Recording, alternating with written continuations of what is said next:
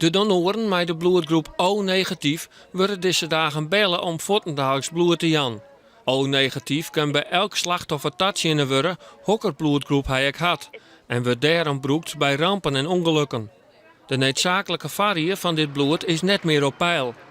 Dat had benamen te krijgen met het instorten van een nieuwe tribune in het FC Twente stadion, waarbij 2 mensen omkwamen en 14 verwonnen rekken. Er is meer dan 60 liter bloed broekt. Bij het ongeval is inderdaad een enorme hoop voorraad van ons is verbruikt.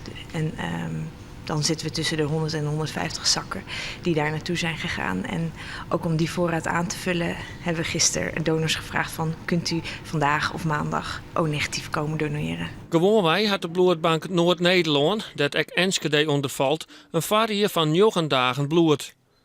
Maar de zomervakantie komt eraan en dat docht naast de Enschede-ramp nog een extra aanslag op de varie. Dat betekent dat onze donors op vakantie zijn, maar de patiënten en de gebruikers van bloed gaan meestal niet op vakantie. Dus dat betekent dat wij proberen onze voorraad van 9 dagen zelfs nog wat te verhogen, zodat we ook zeker weten dat we de zomer doorkomen. Zo'n procent van de Nederlanders had bloedgroep O-negatief. Er wordt deze dagen een extra beroep op harendien. Het docht nou al blikken dat ze graag helpen willen. Ik Eugenie Oosterhof, die zelfs bij de ambulance werkt en daarom haast duistig het nut ervan zocht. Ik vind het belangrijk omdat je met jouw bloed, wat je goed kan missen, andere mensen kan helpen. Het zijn mensen die door een ongeval bloed verliezen, vrouwen na een bevalling die bloed nodig hebben. Of mensen die zo ziek zijn dat ze ook bloed nodig hebben. En ik kan het missen van de volgende dag, is het er eigenlijk alweer bij.